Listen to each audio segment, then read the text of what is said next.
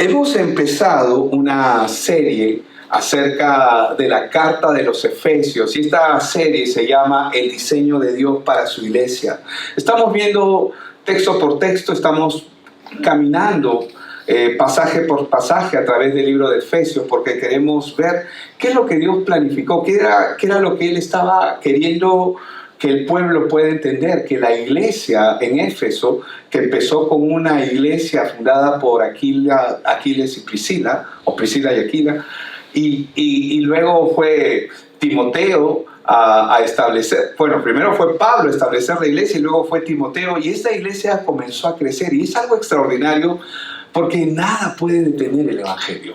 El Evangelio está destinado a triunfar. Y es un privilegio cuando el Evangelio, que es lo que ustedes oyeron al inicio, viene a nuestras vidas, porque no solamente nos habla de quién es Dios, por qué razón exactamente vino, y nos dice cuál es el motivo por el cual nosotros debemos de vivir. Así que hoy día quiero compartir en estos primeros pasajes el ministerio del Evangelio revelado. Así que acompáñenme ahí, puede leerlo en voz alta conmigo. Dice: por esta causa yo, Pablo, prisionero de Cristo, por vosotros los gentiles, si es que habéis oído de la administración de la gracia de Dios que me fue dada para con vosotros, que por revelación me fue declarado el misterio, como antes lo he escrito brevemente, leyendo lo cual podéis entender cuál sea mi conocimiento en el misterio de Cristo. Misterio que en otras generaciones no se dio a conocer a los hijos de los hombres, como ahora es revelado a sus santos apóstoles y profetas por el Espíritu, que los gentiles son coherederos y miembros del mismo cuerpo y copartícipes de la promesa en Cristo Jesús por medio del Evangelio, del cual, dice Pablo, yo fui hecho ministro por el don de la gracia de Dios que me ha sido dada según la operación de su poder. A mí, que soy menos que el más pequeño de todos los santos, me fue dada esta gracia de anunciar entre los gentiles el Evangelio de las inescrutables riquezas de Cristo y de aclarar a todos cuál sea la dispensación del misterio escondido desde los siglos en Dios, que creó todas las cosas, para que la multiforme sabiduría de Dios sea ahora dada a conocer por medio de la iglesia a los principados y potestades en los lugares celestiales, conforme al propósito eterno que hizo en Cristo Jesús nuestro Señor, en quien tenemos seguridad y acceso con confianza por medio de la fe en Él, por lo cual pido que no desmayéis a causa de mis tribulaciones por vosotros, las cuales son vuestra gloria. Padre, te damos gracias, Señor, por tu palabra. Ayúdanos en esta hora, Señor, a conocer y a entender tu palabra, lo que tú tienes planeado, lo que tú has pensado para nosotros, Señor. Te pedimos que abras paso en nuestra mente y en nuestros corazones y que tu Espíritu Santo pueda iluminar cada uno de estos pasajes, Señor, y pueda traernos, Señor, no solamente a reflexión, sino a meditar cuál es nuestra función, nuestra posición, nuestro propósito, nuestra identidad y todo aquello que tú has dado conforme a tu palabra. Te doy gracias, Señor, en el nombre de Cristo Jesús. Amén y amén. Hermanos, esta carta, como ya lo hemos estado viendo, fue escrita por Pablo cuando él estaba en Roma, pero estaba en la prisión. Esta carta fue escrita junto a otras cartas, como es el caso de Filipenses, Colosenses, Filemón, y fue enviada a través de Tíquico, uno de los servidores fieles. Ahora, la carta fue escrita definitivamente para ser leída en todas las iglesias de Asia Menor, en Éfeso, y Éfeso es reconocido en el mundo antiguo. La mayoría de gente conoce Éfeso, y en esa época es reconocida por Diana, por la diosa Diana de los Efesios, que también es conocida como Artemisa, como les había explicado. Es a partir de Constantino. Constantino fue el emperador que estuvo en el año 315, que se le ocurrió la grandiosa idea de mezclar todas las religiones. Esa mezcla se llama sincretismo. Cuando tú mezclas una religión con otra, eso se llama sincretizar, sincretismo. Él hizo un sincretismo religioso. Hasta el año 315, Cristo era adorado como el Señor, como el Dios, como el Salvador, como lo que es, como el Hijo de Dios, como el que resucitó de los muertos. Y hasta ese momento había una persecución en la iglesia, es decir, los creyentes eran perseguidos por su fe. Si tú declarabas abiertamente que Jesús es el Señor, eras lanzado al Coliseo romano para hacer espectáculo, para que los leones te coman, o había cualquier forma, hay muchas clases de tortura. Pero como él necesitaba, y estoy hablando de Constantino, necesitaba tener el imperio unido, unificado, a él se le ocurrió la grandiosa idea y él estuvo buscando cuál es el medio por el cual puedo juntar a todos estos en uno, y se dio cuenta que el factor religioso era un factor determinante, porque todos los pueblos, en todas las épocas, en todas las historias, en todas las etnias, en todo el mundo, tienen un corte religioso. ¿Y por qué tenemos un corte religioso como ser humano? Porque el hombre fue separado de Dios. Y al ser separado de Dios, el hombre queda vacío internamente. Y al estar vacío, el hombre siempre está en esa búsqueda de respuestas. El ser humano siempre está buscando respuestas a su corazón, respuestas a las cosas, y siempre se está haciendo preguntas. Y la religión que viene a ser es el intento del hombre por acercarse a Dios, mientras que el evangelio es Dios acercándose al hombre a través de su palabra.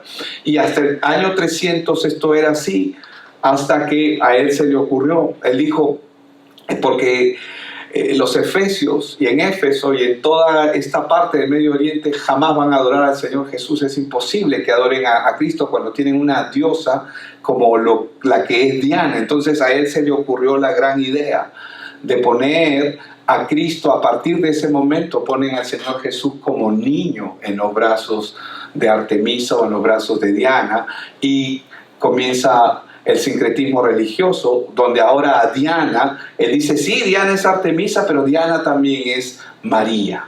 Diana también es la Virgen María, y al poner al niño, al poner a Jesús en los brazos de Artemisa, dice que Artemisa es Diana, y a partir de ese momento surge el culto, digamos, al Señor Jesús, pero como niño, algo que no es bíblico y que está fuera de sí, porque el que murió por nuestros pecados y resucitó y venció a la muerte fue Cristo. Entonces la iglesia de Éfeso, como ya lo habíamos dicho, fue iniciada por Priscila y Aquila, y es en este contexto, ¿no?, en el que se está predicando el evangelio. Timoteo pastoreó largo tiempo allá, pero Pablo, en esta parte que vamos a ver, él escribe a los creyentes de Éfeso. La mayoría son gentiles que viven en un contexto pagano. Es decir, para que ustedes tengan una idea, en los templos paganos habían no solamente sacrificios humanos, y también todo tipo de perversión y corrupción sexual en ese tiempo. Y Pablo les está enseñando a ellos, a los que han creído, al pueblo gentil que ha creído en Cristo Jesús, que dejen de hacer esas cosas, porque ustedes que ya antes no eran pueblo de Dios, ahora han sido añadidos dentro del pueblo de Dios a través y por medio de Cristo. Ahora, cuando hablamos de misterio, usualmente esta palabra es muy usada y se usa mucho en las películas. Hollywood usa mucho esta palabra y tiene razón de usarla, pero la palabra misterio, cuando estamos hablando aquí del misterio revelado en Cristo, el misterio que revela el Evangelio es el misterio que Dios está revelando. La palabra misterio suele hacernos pensar en algo que está oculto, o algo que es místico, o algo que es confuso, pero en la Biblia es exactamente lo opuesto. El misterio que Dios había planificado, había planeado, es ese plan divino que estaba oculto, pero que ha sido ahora revelado por medio de Cristo. ¿Cuál es ese misterio? Es el Evangelio. Diga conmigo, Evangelio. Ahora, Pablo nos muestra que el Evangelio no es una idea nueva. El Evangelio no aparece con Mateo, Marcos, Lucas y Juan. Mateo, Marcos, Lucas y Juan son testigos de la vida de Cristo. Y lo que escriben, por eso se llaman evangelios, porque anuncian la buena nueva. Pero el Evangelio aparece desde Génesis 3:15. cuando el hombre inmediatamente pecó, Dios trajo la salvación por medio del nacimiento, que iba a venir un Salvador a salvarnos. Ahora, el Evangelio no es una idea nueva, es la revelación del propósito eterno de Dios, rescatar a pecadores y formar una familia espiritual donde Cristo es el centro, donde Cristo es el Señor. Para los que estamos creciendo espiritualmente, un discípulo maduro es alguien que empieza a crecer continuamente en su caminar con Dios. Es decir, no camina a su manera, sino cuando hablamos de empieza a caminar conforme a Dios, comienza a caminar conforme a las Escrituras. Tiene hambre y sed por las cosas de Dios, especialmente por su palabra. No es libre de pecar, pero ya no practica el pecado porque es libre, pues Cristo lo ha liberado y siempre va a buscar la oportunidad de poder compartir la palabra. Vamos con el punto 1 de este mensaje rápidamente. Vamos con el punto 1, el misterio revelado. Dios incluye a todos en un mismo plan de redención. Si bien es cierto, Dios escoge un pueblo. ¿Cuál fue el pueblo que Dios escogió? Creo que todos saben, ¿verdad? ¿Cuál fue? El pueblo Israel, ¿no? El pueblo judío, ¿no? Israel. Dios escoge un pueblo, pero ¿para qué escoge ese pueblo? Dios escoge ese pueblo porque a través de ese pueblo iba a venir el Salvador. Entonces, hay quienes podrían pensar que la salvación es exclusiva para el pueblo de Dios, es decir, para los judíos, pero en realidad, el plan de Dios, el misterio de Dios, es que Él escogió al pueblo de Israel con un propósito. ¿Cuál fue ese propósito? Ellos tenían que ser luz a las naciones. Es decir, la gente tenía que mirar, oye, ¿por qué eres así? Me caes también, ¿qué es lo que tienes? O sea, ¿qué es lo que tú tienes? Y inmediatamente me va a responder, bueno, lo que pasa es que yo sirvo al Dios Todopoderoso, al Creador del cielo, y yo quiero ese Dios que tú tienes. Yo quiero lo mismo que tú tienes. Entonces, cuando Dios escoge este pueblo, lo escoge justamente con ese propósito, con el propósito de que todos los pueblos del mundo miren hacia Dios, y quería usar a Israel como un imán para que todos los pueblos miraran hacia Dios y se unieran a Él. Pero Israel, lejos de hacer eso, comenzaba a despreciar a los demás pueblos y los miraba como menos. Entonces, el pueblo de Israel empezó a segregar a las demás naciones. No hizo lo que Dios quería.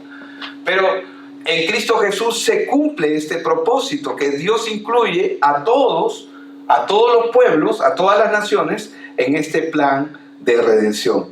Por eso dice en Efesios 3, del 1 al 6, por esta causa yo, Pablo, prisionero de Cristo Jesús, por vosotros los gentiles, si es que habéis oído de la administración de la gracia de Dios que me fue dada para con vosotros, que por revelación me fue declarado el misterio, como antes lo he escrito brevemente, leyendo lo cual podéis entender cuál sea mi conocimiento en el misterio de Cristo, misterio que en otras generaciones no se dio a conocer, dice, a los hijos de los hombres. Es decir, el misterio, si Satanás hubiera sabido que Cristo iba a morir por nuestros pecados, iba a ser crucificado, jamás lo hubiese crucificado.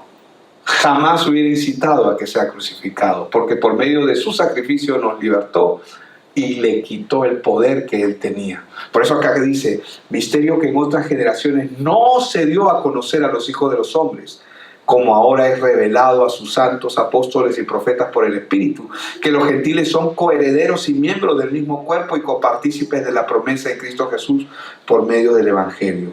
Ahora, este misterio, ¿no? Este misterio del cual estamos hablando aquí, este misterio que le fue revelado es que el Evangelio une a todos los pueblos, toda lengua, toda nación es unida en un solo pueblo. Y esto demuestra la grandeza del amor de Dios. ¿Por qué? Porque el Evangelio, ¿qué hace? Rompe con toda barrera humana. Y debería incluso romper con toda barrera racial, cultural, de lengua, de etnia, de procedencia. La gracia de Dios no tiene fronteras. En Cristo todos somos parte de un solo cuerpo, donde Cristo es la cabeza y nosotros, la iglesia, somos el cuerpo. Cristo es la cabeza de la iglesia. Él comanda la iglesia. Y el cuerpo somos todos nosotros. Entonces, el propósito del Evangelio es alcanzar a toda nación. Por eso es que Jesús dijo, toda autoridad me ha sido dada en el cielo y en la tierra. Fue el momento donde está declarando ya la derrota de Satanás. Satanás tenía derecho legal en esta tierra por causa de Adán, por causa del pecado. Le quitó a Adán el derecho legal que Adán tenía como príncipe en esta tierra. Por eso es que la Biblia a Satanás lo llama el príncipe de este mundo. ¿Por qué? Porque él tomó esa posición. Pero cuando Jesús resucitó de los muertos, él dijo, toda autoridad me es dada en el cielo y en la tierra. Es decir, ahora todo está en orden otra vez. Por tanto, vayan y hagan discípulos a todas las naciones, bautizándolos en el nombre del Padre y del Hijo y del Espíritu Santo, enseñándole todas estas cosas que se nos muestran, ¿no? Entonces, ese es el plan de Dios. Ahora, el misterio del Evangelio nos llama a vivir como una familia espiritual, donde no hay limitaciones. Y algo que tenemos que entender en este punto es que no hay nadie que esté demasiado lejos, que no pueda ser alcanzado por la gracia de Dios. No hay pecado tan grande que no pueda ser perdonado, salvo el pecado que la Biblia menciona, ¿no? El pecado imperdonable, que es la blasfemia contra el Espíritu Santo. Pero ese es un pecado que obviamente es un pecado que se produce cuando el hombre rechaza al Espíritu Santo. Pero eso es imposible para los hijos de Dios.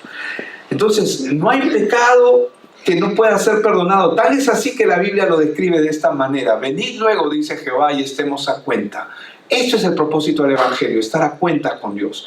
Dios quiere que nosotros entrar a estar con Él y estemos a cuenta, dice. Venid luego, dice Jehová, y estemos a cuenta. Si vuestros pecados fuesen como la grana. ¿Qué era la grana?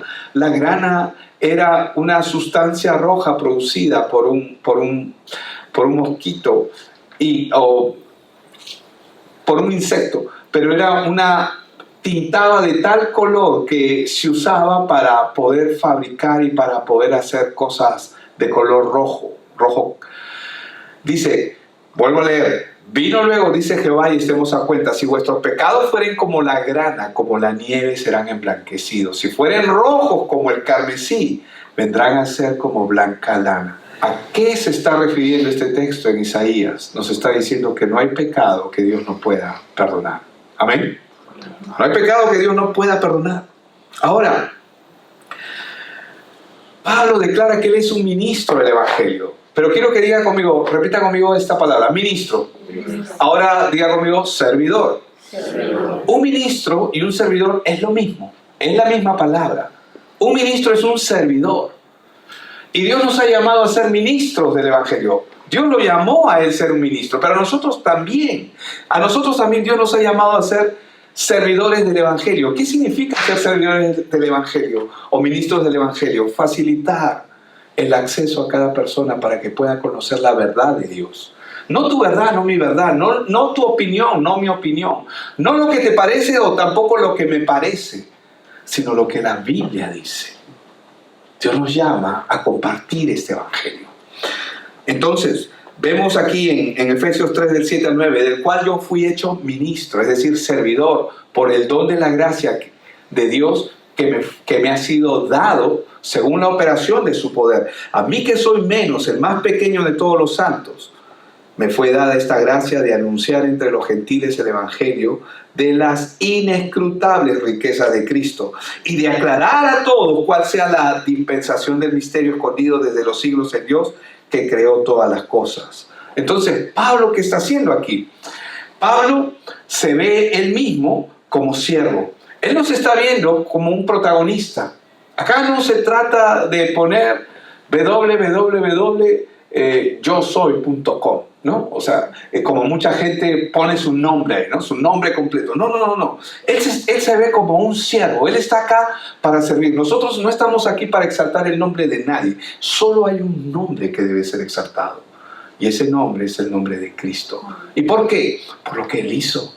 Porque nos ha liberado. Porque un día resucitaremos de los muertos y estaremos juntos por la gracia de Dios. Tú no hiciste nada para merecerlo. Yo tampoco hice nada. No importa si cometiste muchos pecados o pocos pecados, eres tan pecador como yo. Pero somos pecadores que hemos reconocido nuestra condición y que por la gracia de Dios hemos sido llamados. Nos hemos arrepentido de nuestra condición. Amén. Ahora el Evangelio transforma al pecador en mensajero. Diga conmigo, mensajero. Eso es lo que soy. Eso es lo que eres. Un mensajero. Todos aquí somos mensajeros de este Evangelio. Pero pastor, yo no conozco toda la Biblia. No necesitas conocer la Biblia. Si tienes a Cristo en tu corazón, tú ya estás apto para conocer. Pero cuando digo no necesitas conocer toda la Biblia, no me refiero a que debes obviarla. No. Tienes que prepararte. Tienes que entrenarte. Pero tú ya estás listo para testificar. Tú estás listo para ser un mensajero. Y todo aquel que ha sido alcanzado por la gracia puede compartir el mensaje. Amén. Ahora, el servicio cristiano, hermanos, no nace del deber, sino del asombro de la gracia. No es, ay, es que tengo que hacer esto. Ay, es que tengo que venir y... Ay, no. Es un gozo servir en la iglesia. Es un gozo hacer las cosas que Dios nos llama a hacer. Y la iglesia, hermanos, no existe para recibir, sino para dar. La iglesia está para dar. Cada creyente tiene un papel en la proclamación del Evangelio. Cada creyente tiene una responsabilidad. Yo me gozo. No quiero usarlo de ejemplo, pero me gozo en el Evangelio, me gozo en lo que Él ha hecho y me gozo en el privilegio de ser partícipe en la proclamación del Evangelio, no solamente con mi vida y con lo que Dios ha hecho, sino con todo lo que eso me compete. Eso incluye incluso mis propias finanzas. Creo en lo que la Biblia dice y estoy agradecido a Dios por lo que Él hace. Amén. Por eso es que Jesús le dijo a sus discípulos, como nos dice hoy a nosotros, y yendo a predicar diciendo, ¿qué dijo? El reino de los cielos se ha acercado. ¿Y qué ordenó? Sanad enfermos, limpiad leprosos, resucitad muertos, echad fuera demonios, de gracia recibiste y de gracia da. Pero pastor, ¿podemos hacer esto? No nosotros, Dios en nosotros sí, pero podemos ir y orar por las personas. Si hay alguien enfermo, podemos orar por esa persona. Si hay alguien que necesita de Dios, podemos hacerlo. Amén. Y por último, hermanos, en este tercer punto que quiero tratar, el propósito eterno de Dios es mostrar su sabiduría por medio de la iglesia. Dios quiere darse a conocer por medio de la iglesia. Dios no se da a conocer por personas independientes, aunque somos cada uno de nosotros proclamadores del Evangelio, pero somos parte de una iglesia. Amén. Tú eres parte de una iglesia. Tú estás siendo parte de esta iglesia. Y Dios muestra su sabiduría a través de la iglesia. Como lo dice aquí, para que la multiforme sabiduría de Dios sea ahora dada a conocer por medio de la iglesia. ¿A quiénes primero? A los principados y potestades. Esas son ángeles caídos, demonios, principados y potestades. Eso es en los aires, en los lugares celestiales, dice. Conforme al propósito eterno que hizo en Cristo Jesús, nuestro Señor, en quien tenemos seguridad y acceso con confianza por medio de la fe en Él, por lo cual pido que no desmayéis a causa de mis tribulaciones por vosotros, las cuales son vuestra gloria. Hermanos, no existe la iglesia perfecta. Y si existe, el día que vas, deja de ser perfecta. Amén. Amén. No existe la iglesia perfecta. Y gloria a Dios. Pero la iglesia no es perfecta, pero está redimida. Está compuesta por personas que conocen su condición, pero que estamos arrepentidos de nuestra condición. Dios usa a su iglesia para mostrar al mundo su sabiduría, su amor, su poder. Ahora, la iglesia es el escenario donde se despliega el plan eterno de Dios. Es el lugar donde crecemos espiritualmente. Dios nos pone en un lugar, en su iglesia. ¿Por qué? Porque Él quiere que nosotros crezcamos. Y como la Escritura misma lo enseña, Él va añadiendo a cada uno de los que van a ser salvos. Dios te ha llamado a que seas parte de algo más grande de lo que estás haciendo. Lo que estamos haciendo puede ser importante y está bien, pero es parte de este mundo. Lo que estamos haciendo para el reino de Dios es es mucho más grande. Jesús lo dijo de esta manera: no hagas tesoros en la tierra, donde la polilla y el orín corrompen. Más bien haz tesoro en el cielo, donde ni la la polilla ni el orín corrompen. ¿Por qué? ¿Por qué Jesús nos da esa verdad? Para que nuestra mirada no esté en las cosas naturales, porque todo lo natural es terrenal. Hermanos, cada vez que nosotros venimos al Señor, tenemos que venir con esa confianza, como los discípulos dicen, y perseverando unánimes. Y esto es la iglesia, estaban unánimes y perseverando unánimes cada día en el templo, cada día en la iglesia, ¿no? Y partiendo el pan en las casas, comían juntos con alegría y sencillez de corazón, alabando a Dios, dice, y teniendo favor con todo el pueblo. Y miren lo que el Señor hacía. Y luego que dice, y el pastor añadía a la iglesia, dice eso, y los hermanos llegaban a la iglesia porque ellos querían, dice eso. No, dice, y el Señor, con ese mayúsculo, es decir, Dios. Y el Señor añadía, es decir, Él es el que añade a las personas a su casa, porque la iglesia es su casa, la iglesia es su templo, la iglesia es el cuerpo de Él. Y el Señor añadía cada día a la iglesia los que habían de ser salvos. Vamos a ponernos de pie. Padre, yo te doy gracias.